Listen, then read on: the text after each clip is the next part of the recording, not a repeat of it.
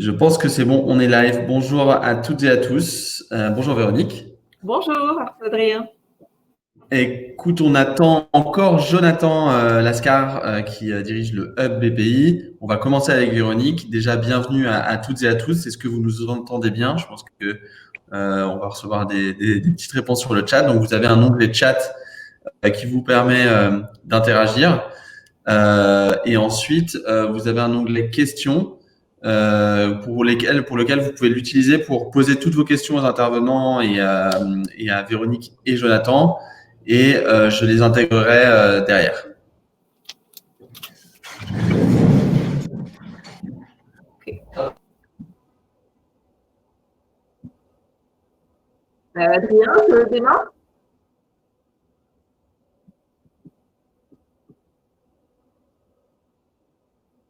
Souci de connexion, donc j'ai ouvert une porte pour voir si ça marchait mieux. Désolé pour ce petit contretemps. Donc voilà, il y a Jonathan qui arrive en moment. Bonjour Jonathan, on est déjà en live. Donc j'étais en train d'introduire le webinaire, donc c'est parfait, tu arrives à point nommé. Donc merci à vous deux. Aujourd'hui, on a fait beaucoup de webinaires comme je l'avais dit pendant le confinement. On en a continué à en faire cet été et post-confinement, toujours dans le but de donner un maximum d'informations aux entrepreneurs, aux porteurs de projets sur l'impact de la crise sur les activités, sur l'investissement, le financement, l'accompagnement des entrepreneurs. Aujourd'hui, on arrive à une phase un petit peu toujours d'incertitude, mais de reprise en même temps. Les gens n'arrêtent pas de travailler, les investisseurs investissent. Donc, on a l'impression qu'il y a quand même une activité qui repart. Pourtant, plus que jamais, les entrepreneurs ont besoin d'être accompagnés et épaulés. Et c'est notamment un des rôles de BPI. Très brièvement, il faut rappeler que BPI a énormément de métiers, que ce soit dans l'investissement et le financement, et par des activités, on va dire connect, je ne sais pas si on peut les appeler comme ça, notamment du hub sur l'accompagnement des sociétés au sein de BPI. Ce que je peux vous demander en première question, déjà, c'est de vous présenter. Véronique sur la partie Digital Venture et Jonathan sur le hub. Merci Adrien. Bonjour à tous. Donc Véronique Jacques, je suis pilote effectivement de l'activité Digital Venture chez BPI France. C'est-à-dire qu'on investit dans des startups à très fort potentiel de croissance depuis l'amorçage jusqu'à la série B. On est 15 investisseurs. On a historiquement investi dans plus de 90 sociétés et aujourd'hui dans notre portefeuille, on doit avoir une cinquantaine de startups actives. On est un acteur très actif sur le marché français. On fait de l'ordre d'une quinzaine d'investissements tous les ans et on est resté très actif pendant la crise, c'est important. À date, on doit avoir près de 10 investissements dans des nouvelles sociétés depuis le début de l'année. Et puis, une chose intéressante, c'est qu'on a même fait un investissement totalement en remote, si je puis dire. C'est en fait la société Classroom sur laquelle on a communiqué récemment. On a rencontré Classroom pendant le confinement. On a ensuite décidé l'investissement pendant le confinement et on a vu le dirigeant pour la première fois, si je puis dire, en chair et en os, seulement au moment du closing. Donc, c'est pour vous dire qu'on a cette capacité, je dirais, à un peu sortir de notre zone de confort et à rester toujours actif, effectivement, sur le marché. Voilà. Et peut-être montrer aussi l'exemple à d'autres investisseurs qui vont vous suivre dans ces démarches-là. On l'espère. Et du coup, Jonathan, de ton côté, si tu peux rappeler un peu le rôle du hub qui a évolué récemment et comment vous avez travaillé pendant cette période de confinement, été et rentrée. Oui, bien sûr. Donc, bonjour à tous et merci d'avoir organisé ce webinaire. Donc, pour compléter, effectivement, le hub de BPI France, c'est ce qu'on appelle un peu communément la partie operating partner. Donc, on est sur une activité très opérationnelle qui vient en continuum des actions qui sont faites par les équipes d'investissement. Donc, comme l'a expliqué tout à l'heure Véronique, à chaque fois qu'un nouveau deal est fait par l'ensemble des fonds innovation de la maison, donc on a plusieurs fonds qui sont gérés dans le pôle innovation, le hub de BPI France vient les accompagner, les accélérer dans le but d'atteindre leurs objectifs. Donc, quand on fait un deal, vous définissez un business plan, des objectifs à atteindre. Donc, on a des fonds qui mettent du cash, qui coûtent 1, 2, 3, 10, 20 millions d'euros.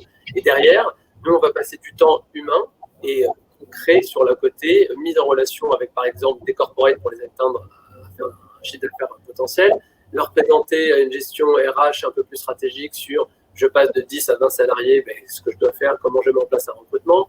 Un pôle d'experts, on a 80 experts référencés qui peut être sur des sujets product, pricing, growth hacking, qu'il faut aider, accompagner la startup de demain. Donc voilà, on essaie vraiment de les accompagner en capitalisant sur ce qu'on a pu déjà avoir fait l'an passé sur les précédentes startups qu'on a accélérées, parce qu'on connaît sur des verticales et des mêmes thématiques qui peuvent revenir. Nous avons attention, il faut plutôt déployer d'abord tel pays avant tel pays, des enjeux qui peuvent être différents.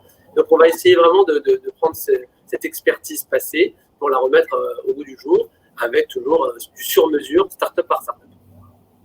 Et du coup, là, pendant la crise, du coup, vous aviez ce portefeuille, c'est quoi? C'est environ 40 startups que vous suivez. Comment ça s'est passé? Alors, on accélère 50 startups à l'année, c'est un peu le projet, ce qui correspond à ce que expliquait tout à l'heure Véronique, donc il y a des différents fonds, mais ça fait il y a à peu près entre 40 et 50 nouveaux investissements qui sont faits chaque année par les fonds dépôt d'innovation. On les prend donc au fil de l'eau et on passe beaucoup de temps avec eux. Effectivement, pendant la crise, ça a été un peu différent parce que le premier enjeu était d'abord un enjeu de cash. Donc là, c'est le rôle de l'investisseur qui d'abord se réunit pour dire, voilà, s'il y a besoin de remettre sur des formes soit de bridge, soit de nouvelle augmentation de capital. Donc nous, on n'était pas dans cette première partie-là. On est plutôt juste après en disant, maintenant, s'ils n'ont plus d'enjeu de trésorerie ou pas d'enjeu de cash, qu'est-ce qu'on peut faire? Réfléchir avec eux, booster éventuellement un chiffre d'affaires, donc essayer d'accélérer des mises en relation corporate, mais ce n'était pas forcément la période dédiée parce que les grands comptes étaient recentrés sur leur cœur métier et pas toujours à l'écoute, pas disponibles, je dirais plutôt, et on leur pousse un peu à réfléchir à comment on peut gérer, avoir moins de coûts, donc il y a des enjeux par rapport aux des coûts de structure sur les bureaux, des choses comme ça qui peuvent être retravaillées, essayer d'y penser, et on les appelle aussi, on a appelé souvent, donc c'est des choses qui peuvent paraître simples et évidentes, mais à faire appel à un DAF externalisé sur des demi-journées par semaine, parce que finalement on se retrouve avec une gestion de trésor qui va être différente qu'un cycle normal. Et on ne savait pas si c'était pour 3 mois, 6 mois, ça va pendant combien de temps. On sait qu'ils ont relevé de l'argent, on sait qu'ils ont eu un PGE. Donc, on les apprend un petit peu à dire, voilà, ayez une gestion un peu plus affine de votre trésorerie pour les mois, l'année à venir, en vue justement de préparer s'il y a besoin, soit un second tour, soit de pouvoir tenir en attendant que l'activité reprenne à 100%. Super intéressant. Du coup, la complémentarité entre vos deux activités, est-ce qu'elle a été accélérée pendant cette crise? Est-ce qu'elle a été vécue un peu différemment dans les rôles de vos équipes? Notamment parce qu'il y avait des sociétés à la fois qui, en opérationnel, je pense, étaient dans l'urgence d'un impact négatif sur leur activité, mais aussi à l'inverse, des sociétés qui ont eu une recrudescence de leur activité, une gestion de croissance à faire. Comment vous faites une complémentarité entre l'investissement et le suivi derrière des participations? Alors, déjà, effectivement, enfin, peut-être si je peux répondre d'abord.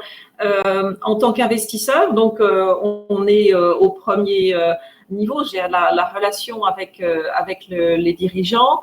On a déjà une forte action d'accompagnement. On est présent en tant qu'investisseur donc dans les boards, et on a aussi un dialogue très régulier directement entre l'investisseur et le dirigeant. Et effectivement, pendant la crise, on est intervenu un peu en mode, j'allais dire pompier, quoi, pour aider le dirigeant à effectivement d'abord sécuriser le cash avec deux axes très forts. Comment effectivement favoriser les rentrées de cash. Et là, bon, Jonathan l'évoquait un peu, donc essayer de voir effectivement comment on peut maximiser ça, mais aussi comment on peut tirer parti de dispositifs de soutien qui avaient été mis en place très vite par le gouvernement. Donc, on a engagé toutes nos boîtes à effectivement aller chercher, lorsque c'était judicieux, des prêts garantis par l'État ou d'autres types de prêts. Et puis, l'autre axe, évidemment, c'est réduire les sorties de cash. Toutes nos boîtes, en fait, ont retravaillé leur PNL pour voir les postes d'économie, pour voir effectivement aussi le planning des recrutements, et dans certains cas plutôt stopper les recrutements, tirer là encore parti des mesures du type chômage partiel lorsque c'était effectivement légitime. Donc, on a un peu mis en hold tous les projets, je dirais, de moyen terme, long terme. Et typiquement, ça peut être des projets sur lesquels le hub pouvait travailler. Donc, nous, comme le hub, on a effectivement changé un peu notre logiciel pour se concentrer sur ce qui avait un impact effectivement à court terme, à la fois en génération de cash ou en économie de coût, si je puis dire. Hein. Donc, c'était vraiment le boulot des premières semaines, des premiers mois, à partir du déclenchement du confinement. Après, aujourd'hui, la question, elle est un peu différente. C'est comment on se remet dans une trajectoire de croissance aujourd'hui.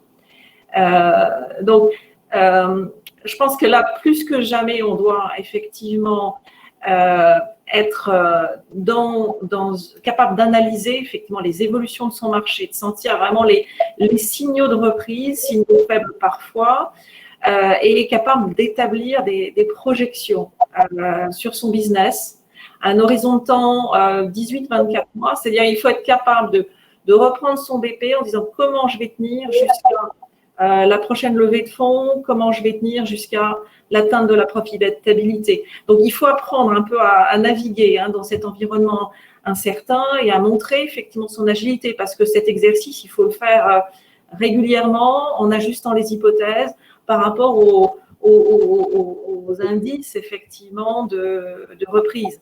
Donc ça, c'est une première chose, je pense qu'il faut, sur lequel effectivement on est vigilant, sur laquelle on peut aider les dirigeants. Ensuite, il y a des choses qu'évoquait Jonathan, effectivement. Il faut reprendre, après avoir fortement ralenti, voire stoppé certaines dépenses, certains investissements, il faut aujourd'hui, on est capable effectivement aujourd'hui d'actionner à nouveau des leviers de croissance.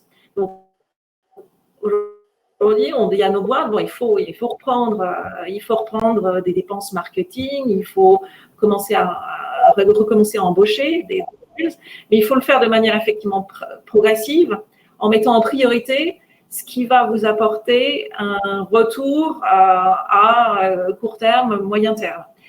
Typiquement, et quand je dis ça, donc je parle de marketing, de sales, j'oublie pas, par exemple, des dépenses produits. Il faut surtout pas se dire, bon, je touche plus mon produit. Au contraire, il y a des évolutions qui sont absolument indispensables. Parfois, la crise, comme tu disais, il y a eu certaines boîtes qui ont un surcroît d'activité. La surcroît d'activité, il a pu faire apparaître parfois des faiblesses sur l'infra, sur le produit. Donc ça, il faut vraiment, en priorité, réparer ces faiblesses. Il faut aussi peut-être développer les fonctionnalités extrêmement critiques qui vont me permettre non seulement de gagner des nouveaux clients, mais de fidéliser ma base client. Donc, tout ça, c'est des éléments de tri, de priorité qu'il faut faire là maintenant pour relancer effectivement la croissance de la société. Je me souviens qu'au début du confinement, pour compléter, on avait même dit que certains entrepreneurs ou certains projets allaient devoir même repartir un peu de zéro, alors que c'est difficile pour un entrepreneur. Déjà, la phase 0 to 1 qu'on appelle communément dans les systèmes, elle est complexe parce qu'on fait des allers-retours sur des concepts, des pivots, des évolutions de pensée, des pricing, etc. Et là, on disait au début du confinement, il y a beaucoup d'entrepreneurs qui vont devoir repenser un certain nombre de fondamentaux de leur entreprise. Est-ce que ça s'est senti sur les boîtes que tu accompagnes, toi, Jonathan? Est-ce qu'il y a vraiment des sociétés qui ont dû réfléchir à beaucoup de choses fondamentales de leur projet ou au final, quand même pas tellement?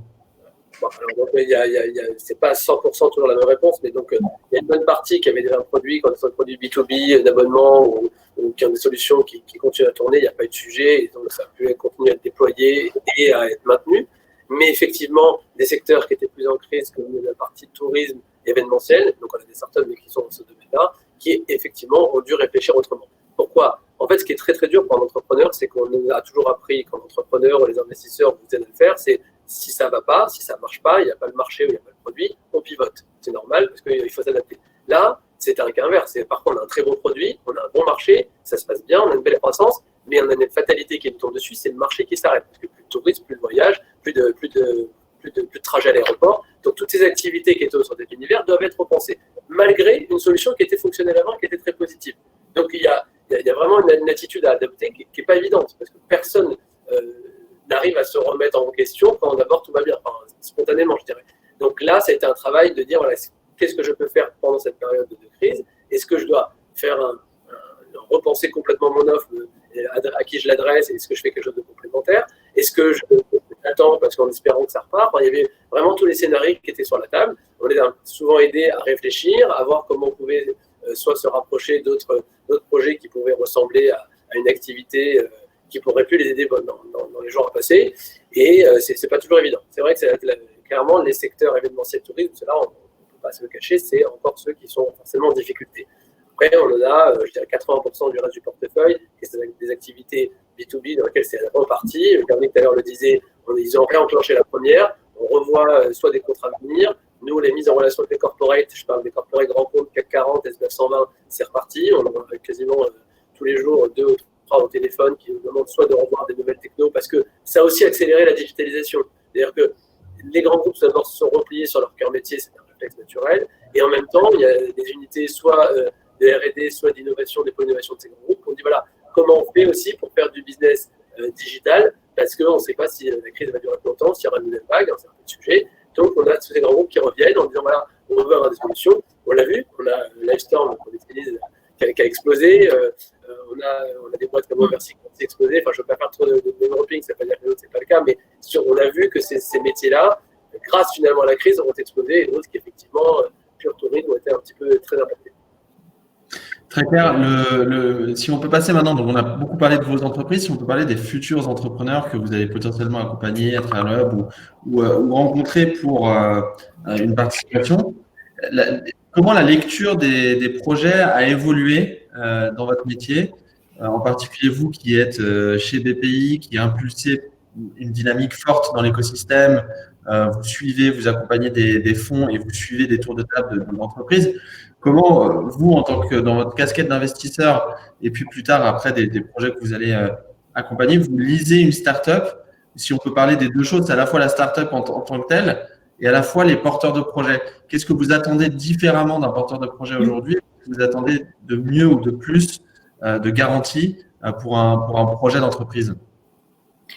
Je dirais que la grille d'analyse, elle n'a pas fondamentalement changé. Donc, très largement, notre manière d'interagir, de poser des questions, les poinns sur lesquels effectivement on va être sensible n'ont pas changé. Mais je pense la différence peut-être, parce que ce qui va se passer, je pense, parce qu'il se passe en ce moment, c'est clairement en tant que VC, on va sûrement poser la question aux porteurs de projets, aux dirigeants qui viennent nous voir, mais comment vous avez géré la crise? Comment vous avez géré votre PNL, vos équipes, vos clients. C'est une manière effectivement de montrer au travers de vos actions quelle a été votre réactivité, votre agilité, votre capacité aussi à anticiper. Donc, ça fait partie des éléments qui permettront d'apprécier aussi des qualités managériales et d'apprécier aussi une forme de résilience du business et puis de la société dans son ensemble. Des exemples, certaines. Alors, il y a les cas effectivement extrêmes qu'on a vus, des boîtes qui ont explosé, d'autres qui ont effectivement vu leur activité s'arrêter. Entre les deux, il y a aussi des boîtes qui se sont dit, pensons à nos clients. On va suspendre pendant quelques mois le paiement des abonnements pour nos clients, de manière à montrer à nos clients qu'on a une forme de solidarité et de marquer le coup. C'est un petit exemple pour vous montrer qu'effectivement, on peut démontrer comme ça, dans un contexte de crise, qu'on est un manager agile, malin, qui voit effectivement plus loin, qui a une capacité d'anticipation. Après, il y a aussi effectivement, il y aura la partie effectivement analyse financière, analyse du BP. Bon, ça en général, ça vient pas au premier rendez-vous, ça vient un petit peu plus tard. Dans le BP, on sera attentif à voir effectivement comment l'entreprise effectivement prévoit de tenir jusqu'à la levée de fonds d'après, comment elle gère ses sorties de cash, y compris effectivement les remboursements, par exemple des emprunts qu'elle a pu contracter. C'est au travers effectivement de cette discussion sur le BP qu'on verra effectivement les aspects plus financiers des du sujet et puis comment effectivement la société sera capable effectivement de gérer l'éventuel endettement qu'elle a pris pendant la crise, quoi. On parlera d'endettement. Toi, Jonathan, peut-être que comme tu es moins dans l'analyse du deal flow, qu'est-ce que toi, tu pourrais donner comme exemple des bons comportements ou bons réflexes de porteurs de projets qui sont peut-être à répliquer dans ces périodes stressantes ou de réflexion que tu as pu voir dans les boîtes que vous accompagnez? C'est compliqué de dire le bon comportement. Je pense que tous les chefs d'entreprise de nos startups, vraiment, c'est pas pour dire, mais on a quand même tout ce comportement analytique, de se poser les bonnes questions, c'est un réflexe, toujours encore une fois, on revient sur cette histoire de trésorerie, c'est d'anticiper parce qu'on savait qu'il y avait moins de rentrée de cash, moins de chiffre d'affaires potentiel. Donc, ils ont quasiment vraiment tout de suite ce bon réflexe. Après, c'était comment je le mets en place, donc la mise opérationnelle de comment on le fait. C'est peut-être plus ça l'enjeu, donc de savoir le faire plutôt que d'y penser. Donc, c'est tous des très bons entrepreneurs. On les aide, on est là pour leur donner les tips, les outils pour y réfléchir et le faire. Après, il y a eu des enjeux qui étaient un petit peu différents sur les économies dont on parlait, puisque maintenant, il y a beaucoup de travail à distance. Ils ont tous vu que leurs équipes arrivaient à faire des deals. Je parlais pour le partenaire, mais en opérationnel sur les startups à travailler à distance grâce au foot digital et un remote total. Donc, ça a amené des enjeux de dire finalement, je n'ai peut-être pas besoin de reprendre des bureaux, des locaux aussi grands ou pas du tout. Donc, ça fait partie d'une des pistes d'économie qui ont pu être faites à chaque fois. Et ils ont réussi à s'adapter. C'est une population aussi quand même qui était faite pour ça. Nous, on travaille avec des startups, on est sur le pôle innovation, on investit dans des techs, dans des startups, sur des chefs d'entreprise qui sont quand même dans une cible assez jeune et assez réactive qui ont été élevés avec ça. Donc, on a cette chance-là d'avoir une population réactive. Et je vais te dire, on verra après les chiffres, mais on a l'impression que l'économie des startups a plutôt bien résisté à cette crise, alors je vais avancer un petit peu, que des économies traditionnelles qui fatalement ont été, il n'y a plus personne qui peut circuler dans les rues, il n'y a pas de business, donc ça on n'a pas le choix. Alors que l'économie digitale, on continue à pouvoir soit se développer, soit avancer. C'est une bonne chose. Oui, forcément. Il y aura sans doute effectivement aussi dans la ligne des continuités de ce que dit Jonathan, je pense qu'on questionnera aussi les dirigeants sur leur manière de faire pour maintenir le moral de l'équipe, maintenir l'efficacité de l'équipe dans un contexte où les conditions de travail sont complètement chamboulées et puis un contexte un peu encore anxiogène. Donc la crise vraiment a bouleversé beaucoup de choses de ce point de vue-là. Et il est important pour les dirigeants vraiment de bien penser à redéfinir avec leurs équipes d'abord les nouvelles modalités de travail, les bonnes pratiques de travail à distance, avoir réfléchir aussi aux bonnes interactions avec leurs prospects, leurs clients. Quand on fait du B2B grand compte, aujourd'hui, on ne peut plus procéder comme on faisait il y a encore 6 mois. Donc, ça fait partie des questionnements qu'on aura. C'est très pratico-pratique, mais c'est intéressant, encore une fois, pour voir comment les dirigeants ont pris la mesure de la situation et le fait que ça risque d'être un peu durable quand même encore pendant quelques mois. Oui, bien sûr.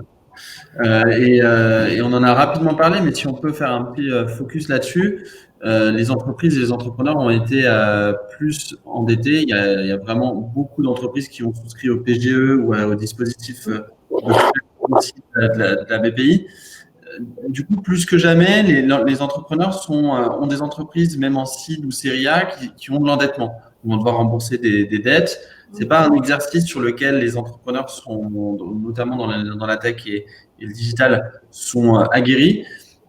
Comment déjà vous analysez l'endettement d'une entreprise et quels seraient les conseils que vous leur donnez pour optimiser leur croissance et mettre cet argent au travail efficacement et le rembourser? Déjà, effectivement, les PGE qui ont été effectivement contractés, déjà, ils ont été, les montants ont été quand même mesurés. Les entreprises qui ont contracté des PGE, ce ne sont pas des entreprises surendettées. Les PGE ont été dimensionnés par rapport au chiffre d'affaires, par rapport à la masse salariale quand il n'y avait pas de chiffre d'affaires significatif. Donc, On ne peut pas parler nécessairement de surendettement. Par ailleurs, enfin, le fait de contracter des dettes n'est pas une chose totalement nouvelle pour les startups. Avant le PGE, il y avait quand même des prêts innovation, des prêts rebonds qui existaient déjà, qui étaient distribués notamment dans le réseau BPI France. Alors, effectivement, alors là, je parle en tant que VC et les conseils qu'on a pu donner dans les boards. Effectivement, le PGE, on l'a pris d'abord comme quelque chose qui devait être là pour, je dirais, donner un confort en termes de trésorerie. Donc, c'est pas de l'argent dans lequel effectivement, enfin, qu'on va consommer en continuant effectivement à maintenir un rythme d'activité sans se préoccuper effectivement de ses dépenses. Hein. On est allé chercher des PGE encore une fois pour se donner du confort en termes de trésorerie et dans le même temps, effectivement, on a réduit les bases de coûts, on a repensé effectivement les investissements. Donc, c'est pas de l'argent voilà, qu'on consomme comme si c'était un prêt effectivement à 5 ans ou à 7 ans. Néanmoins, après, ce produit, il a quand même été conçu pour permettre à l'entreprise, dès qu'elle aura reconstitué normalement, par son activité normale, sa trésorerie, pour pouvoir être remboursée. Hein, il y a un différé effectivement d'1 an, et après ce différé d'1 an, vous avez quand même, alors, selon le choix de l'entreprise, de 1 à 5 ans pour le rembourser. Donc, c'est une charge qui peut quand même s'étaler sur le moyen terme et qui devra, enfin, encore une fois, si on est dans un processus de reprise, il n'y a pas de raison qu'effectivement, sur 5 ans, l'entreprise ne réussisse pas, avec sa génération de cash liée à son activité, à rembourser effectivement cette dette. Donc, encore une fois, enfin, quand on sera, si je me mets dans la posture du VC qui rencontre une société en vue d'un éventuel investissement, on sera attentif quand on regardera le BP à voir que ça a bien été prévu dans les sorties de cash, tout comme le remboursement de créances qu'ils ont pu effectivement contracter pendant la période et pas forcément régler des créances auprès de fournisseurs, par exemple. Donc, ça fait partie du boulot normal du VC que de vérifier que le modèle tient bien, le modèle financier tient bien la route, quoi. Et là-dessus, je pense que Jonathan, tu avais justement des conseils ou des choses que tu avais déjà vues sur les autres entreprises que vous accompagnez justement sur l'appréhension de ces prêts PGE ou de cet endettement pour les prochaines années de la startup. Ça va beaucoup reprendre ce que dit Véronique. Le conseil, évidemment, c'était de dire, c'est le conseil, eux-mêmes, les entrepreneurs et les entreprises sont dit, voilà, vaut mieux prendre ce PGE parce que c'est quelque chose dont ils ont le droit en fonction de certains critères, parce qu'on ne savait pas combien de temps allait durer ce confinement et qu'il fallait pouvoir avoir un petit peu de visibilité. Donc, on a plutôt tendance à dire, prenez, mettez les mêmes de côté, ne les consommez pas si elle n'a pas besoin, si vous avez possibilité, parce que vous venez de faire une levée de fonds peut-être l'année d'avant, vous avez le cash nécessaire, et vous avez réduit beaucoup, et donc vous êtes sur un trend qui fait que vous n'êtes pas dans le déficit de réseau tous les mois. Ça peut être quelque chose qui est mis de côté, qui sera remboursé dans 1 an si vous ne l'avez pas touché, et qui cas contraire, aura été mis à profit pour continuer des développements de produits, marketing, pour aller pénétrer un marché complémentaire afin d'atteindre vos objectifs. Donc, il faut arbitrer, l'utiliser au bon moment. Par contre, effectivement, quand on ne l'utilise pas, il y a une petite gestion de trésorerie, j'y reviens encore à prévoir, parce que voilà, si on a 200, 300, 400 000 euros sur un compte bancaire dont on n'a pas besoin et qu'on va devoir rendre dans 1 an, essayer de voir comment on peut le mettre à profit, sans que ce soit trop risqué évidemment, pour faire certaines choses bénéfique pour la startup. Très clair. On a quelques petites questions et j'en profite pour vous les poser. Jonathan, justement, on demande quelle est la durée de l'accompagnement du hub sur les entreprises que vous avez. Alors, ce qu'on fait, c'est qu'on fait un accompagnement qui dure une petite année sur le sens pratique, opérationnel, on va dire, où on se voit régulièrement, mais pas que. Parce qu'en fait, c'est quoi l'accompagnement? C'est encore une fois pour les startups dans lesquelles on est investi. Si c'est une start-up dans laquelle le fonds, par exemple, de Véronique est actionnaire et qui nous voit même au-delà de l'année, on ne va pas ne pas décrocher. Ça reste une de nos participations. C'est partie du portefeuille BPI France. On l'aidera et on fera ce qu'on veut faire. Ce qu'on considère simplement, c'est que pendant la première année, on va atteindre 70 à 80% de la to-do list qui avait été définie en amont. On fait un diagnostic au début, on essaie de voir quels sont leurs enjeux, ce dont ils ont besoin, donc être mis en relation, je le disais tout à l'heure, avec certains types de corporate, les aider à recruter, les aider à booster leurs produits ou leur offre marketing, avoir plus de visibilité. On définit tout ça et ces champs d'action, pour moi, et on en a vu, sont faits en général même entre 7 et 9 mois. Donc vraiment 80% des attentes sont faites très rapidement, au-delà, enfin avant la fin de l'année, mais l'année passée, s'il faut et s'il y a besoin, on répondra quand même très vite. Sauf que comme il y a 50 deals qui sont faits à peu près 40 tous les ans, il nous faut donc laisser un peu de bande passante et un peu de temps. On est une grande équipe, on est 25 collaborateurs au web pour accompagner toutes les startups, mais il faut laisser un petit peu de temps pour les autres boîtes. C'est très clair. Juste, on a aussi parlé du côté RH et c'était très, très intéressant, Véronique, le point de vue dont tu parlais, du rôle des entrepreneurs, enfin de leur démontrer aussi qu'ils vont rassurer leurs équipes. Donc en plus, avec le télétravail et l'impact des règles sanitaires et des règles du coup maintenant légales qu'un employeur doit donner. Et il y a aussi maintenant même le recrutement, comment on recrute quelqu'un en télétravail. Et Arnaud posait une question justement, c'est comment conseillez-vous sur cette partie recrutement des boîtes qui sont accompagnées soit par le fonds, soit par Hub ou les deux. Est-ce qu'il y a des méthodologies? Est-ce que vous avez fait évoluer cette méthodologie à mesure justement du télétravail qui s'instaure assez communément dans l'écosystème? Tu veux répondre, Véronique? Moi, je ne l'ai pas vécu. Enfin, alors, il y a mon expérience en tant que recruteur.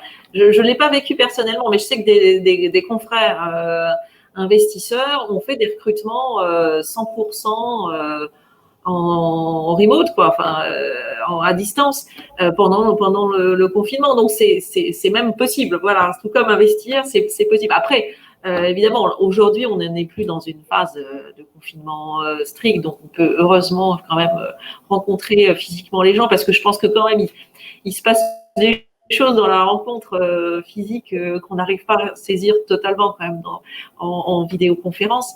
Mais j'ai pas d'expérience en termes d'accompagnement. Je ne sais pas si toi, Jonathan, comme vous avez aussi cette capacité effectivement à aider nos startups dans le recrutement de talents, si vous avez effectivement donné des conseils particuliers.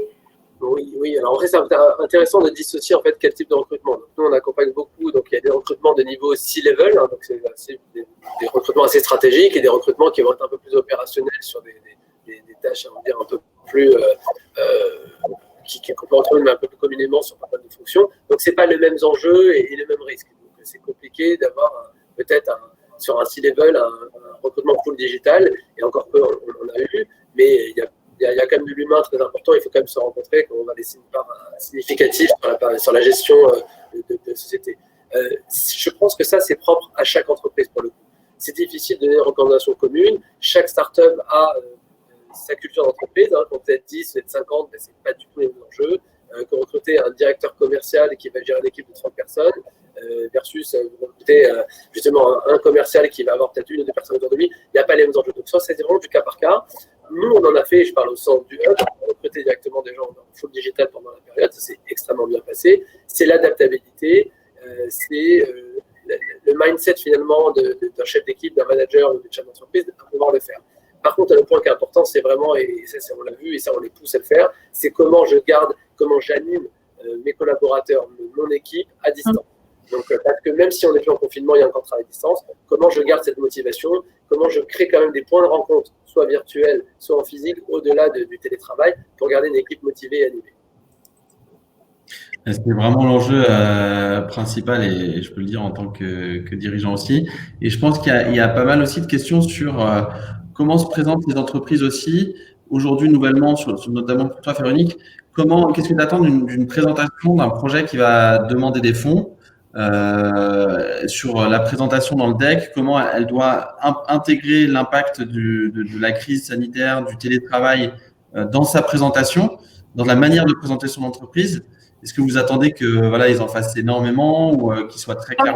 Non, pas énormément. Je pense que ça viendra plutôt dans les questions il faut que ce soit votre présentation, il faut que vous projetiez dans une économie qui redémarre, qui reprend son cours de manière, si ce n'est normale, mais quasi normale. Faut que vous soyez ambitieux, faut pas qu'on se, venant lever des fonds, je pense qu'il faut vous gardiez effectivement beaucoup d'ambition. Après, ces questions autour de l'impact de la crise sur votre quotidien, l'impact de la crise sanitaire sur votre quotidien, ça viendra forcément dans les échanges au moment de la rencontre, pas forcément au premier rendez-vous d'ailleurs, peut-être plutôt au deuxième ou troisième rendez-vous.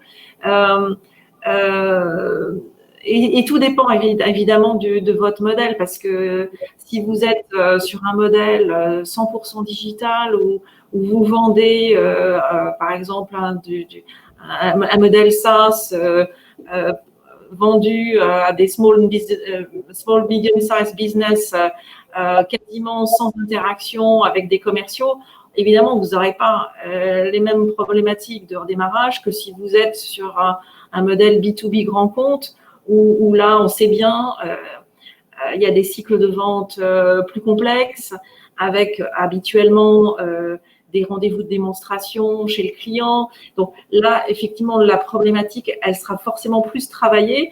Alors là, peut-être dans ces cas-là, quand effectivement il y a plus d'impact en fait des contraintes sanitaires sur votre business, sur votre process de vente, vous pouvez le détailler un petit peu dans votre BP. Mais n'en faites pas non plus trop, je pense. Je pense qu'effectivement, ce qui nous intéresse, c'est comment vous allez vous développer à un horizon de 3-5 ans. Rappelez-vous qu'effectivement, quand vous allez chercher un VC, c'est un actionnaire qui va vous accompagner sur vraiment la longue durée. Donc, projetez-vous à un horizon de temps où vous serez quand même assez libéré. Alors, et il faut être capable à la fois, effectivement, à faire, c'est un jeu d'équilibre. Il faut que vous nous emmeniez effectivement dans une ambition à 3-5 ans. Et évidemment, dans votre PNL, ce que je disais au début, il faudra que vous soyez capable de dire précisément qu'allez-vous faire de l'argent que vous levez dans les 18-24 mois et comment vous allez gérer les éventuelles problématiques de trésorerie liées à une activité qui redémarre quand même peut-être pas aussi rapidement que ce qu'on aurait imaginé au début de l'année 2020. Donc, il faut être dans ce jeu-là, montrer votre pragmatisme dans votre PNL, dans vos réponses sur les questions, sur votre organisation pratique, mais garder quand même une ambition et dans votre deck, restez quand même plutôt sur un deck, j'allais dire, classique, quoi. Très, très clair. On me demande d'ailleurs les questions du niveau du ticket qu'investit BPI sur l'activité Digital Venture. Ouais, alors comme je le disais, on a une capacité d'intervention sur un scope très très large. On intervient depuis l'amorçage jusqu'à la série B. Donc classiquement, à l'amorçage, on va intervenir sur des tickets qui peuvent aller de 200 000 à 600 000 euros. On est donc face à nous avec des business angels, potentiellement avec d'autres fonds, mais plus souvent, donc on est seul avec des business angels. Quand on intervient un peu plus tard, série A, série B, là on peut mettre des tickets plus importants. Notre ticket minimal en série A, série B, c'est 1 million d'euros et on peut monter jusqu'à une dizaine de millions d'euros, mais je dirais en cumulé, en ayant, si on ajoute l'investissement initial et les réinvestissements, on peut aller jusqu'à une bonne dizaine de millions d'euros. D'accord, très clair. Et sur le niveau au niveau du French Tech Bridge, donc qui est un mécanisme de bridge en obligation convertible de la BPI, est-ce que vous avez vous opéré ce type c'est une question de lead, ce type de financement qui font un effet de bridge comme son nom l'indique, donc de refinancement pendant une période? Est-ce que ça s'est fait très facilement? Est-ce que vous encouragez aux entreprises qui souhaitaient lever des fonds de contacter la BPI pour ce type de financement? Alors, déjà, BPI France, en tant qu'investisseur direct dans nos participations, nous n'avons pas, nos participations n'ont pas bénéficié de French Tech Bridge. Aucune. Quand il a fallu effectivement consolider les fonds propres, c'est nous qui avons joué le rôle effectivement d'investisseurs apportant les fonds propres nécessaires. Hein. Donc, ce dont je parle, c'est l'expérience effectivement d'autres équipes qui gèrent le déploiement des French Tech Bridge dans des sociétés, donc qui ne sont pas participation déjà de BPI France. Donc ça s'est très largement déployé effectivement ces derniers mois. Je crois qu'ils ont accordé de l'ordre de 80 millions d'euros et décaissé de l'ordre de 40 millions d'euros à date. Et c'est un produit qui s'est mis en place effectivement sur un mode 1 pour 1, c'est-à-dire les actionnaires de la société s'engageaient à investir un certain montant et French Tech Bridge était capable d'aller au maximum au même montant. Hein, donc dans une logique 1 pour 1, avec un maximum de 5 millions d'euros. Et ce produit-là, ce qui prend la forme d'OC ou d'OPSA, il faut bien voir que c'est un produit qui, un peu comme le PGE, dans une logique de donner effectivement le confort nécessaire à la société en termes de trésorerie à un horizon assez court terme, moyen terme. Puisque les petits French Tech Bridge en dessous de 500K, ils ont un horizon de 24 mois. 24 mois, il faut a priori les rembourser. Et les plus gros, c'est un horizon de 18 mois. Donc là encore, c'est comme ce que disait Jonathan sur le PGE. On peut évidemment dépenser cet argent, mais il faut le dépenser en se disant bien qu'à un horizon donc de 18 ou 24 mois, la logique, c'est d'être capable de le rembourser. Alors, ce sera avec les fonds dont disposera la société à ce moment-là, ou ce sera probablement aussi dans le cadre d'une nouvelle levée de fonds qui sera organisée par la société, puisqu'on espère qu'à cet horizon-là, le marché, en général, aura repris et le marché du venture aussi sera aussi en capacité de prendre le relais, en quelque sorte, de ces financements qui ont été apportés par BPI France pendant la crise. Juste en complément, ce qui est intéressant de ce que vient de dire Véronique, c'est que justement la promesse était du gouvernement et le constat était qu'il y avait malheureusement certains tours de table qui allaient peut-être tomber à l'eau parce que vous savez, quand on fait un tour de table, il y a 2 ou 3 investisseurs. S'il y en avait un qui se retirait à cause du Covid, généralement les autres pouvaient ne pas suivre. Donc l'idée, c'était justement de matcher l'investisseur manquant. Donc s'il y avait 2 investisseurs, le troisième qui ne venait pas, et bien, le French Tech Bridge venait un peu compléter pour que le tour soit quand même fini dans les conditions qui avaient déjà été actées. Parce que normalement, on arrive vraiment en bout de course pour aider les startups. Et c'était un moyen qui a marché. Comme l'a souligné, 80 millions ont été accordés. Donc, les startups qui étaient en phase de faire un tour de table et qui ont vu un acteur se retirer ont pu être matchés, complétés par les services qui ont été mis en place en interne par BPI. Très clair. On a, je pense, fait le tour des questions qui étaient posées. Peut-être en dernière question, quel conseil donnerez-vous à un entrepreneur aujourd'hui qui est un petit peu encore dans l'expectative et puis un peu dans la tempête aussi, il n'a pas beaucoup de clients, etc.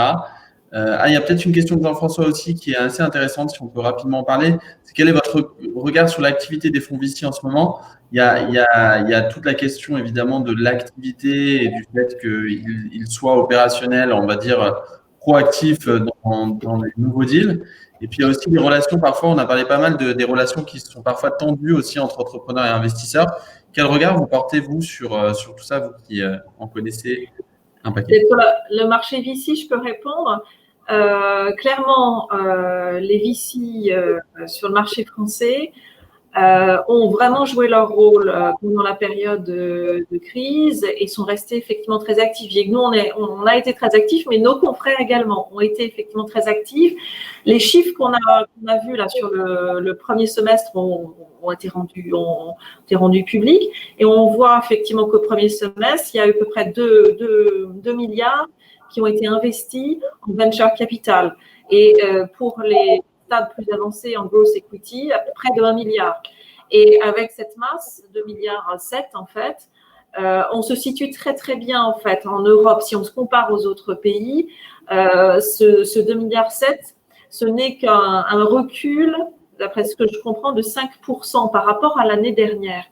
Si on se compare effectivement au Royaume-Uni, le Royaume-Uni a vu un ralentissement de l'activité du venture capital de 10%. Si on compare le premier semestre 2020 au premier semestre 2019. Et en Allemagne, c'est encore pire, moins 20%. Donc vraiment, les investisseurs en France ont joué le jeu et ont soutenu leur boîte. Alors effectivement, ils se sont concentrés peut-être plus sur leur portefeuille, ont peut-être moins investi dans de nouvelles boîtes. Néanmoins, le marché a quand même a vraiment joué son rôle d'amortisseur. Alors, et ce qui se passe aujourd'hui, maintenant, si je vous parle de la situation actuelle et puis j'essaie de me projeter un peu, ce qui se passe aujourd'hui, c'est que, eh bien, comme les VC ont bien fait le boulot, que les dirigeants surtout ont bien fait leur boulot de sécuriser leur cash, ils ont actionné tous les leviers, notamment tous les dispositifs publics. On peut dire qu'aujourd'hui, les boîtes sont plutôt confortables en termes de trésorerie et en plus, elles ont réduit leur base de dépenses. Et bien souvent, celles qui prévoyaient de lever au deuxième semestre 2020, voire au premier semestre 2021, n'en ont plus besoin aujourd'hui. Donc, tout ce qu'on a fait pour sécuriser nos boîtes a repoussé de 6 mois par plus le moment qui était prévu pour la levée de fonds. Et ce que j'observe sur le marché aujourd'hui, c'est que il y a assez peu de levée, en tout cas série A, série B, par rapport à ce qui devrait être attendu normalement. Donc, il y a un ralentissement, en fait, lié au fait que les boîtes, elles n'ont pas forcément besoin, là, tout de suite, d'aller lever des fonds. Donc, c'est un décalage dans le temps. Je pense que ça veut simplement dire qu'il y aura plus de boîtes dans 3 à 6 mois, quoi. D'accord. Et toi, Jonathan, tu as aperçu des choses intéressantes sur les relations entrepreneurs-investisseurs? C'est plutôt des relations. Moi-même, j'étais entrepreneur avant d'être investisseur et de venir chez BPI. Donc là, c'est plutôt un retour un peu personnel, mais qui est un peu de bon sens. L'investisseur, c'est celui qui va toujours vous aider à tous les moments de la vie de la start-up, de la boîte. D'abord parce que vous levez des capitaux. Ensuite, quand il est à votre board, il est là pour être justement quelqu'un qui va vous challenger pour faire avancer plus vite. D'accord ? C'est rarement, on ne cherche pas justement un investisseur qui soit lisse et qui soit tout le temps en train de dire que c'est super bien. On veut que ça soit super bien, mais qui est là pour vous éveiller et quand il y a des choses à dire, vous levez soit la tête du guidon quand vous allez trop vite ou quand vous foncez vers un mur, ou alors au contraire pour savoir s'adapter stratégiquement à des situations.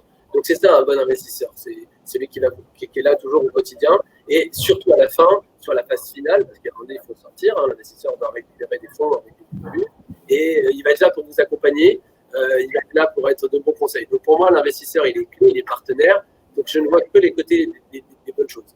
Il est arrivé, on entend parfois des histoires qui mal se passer.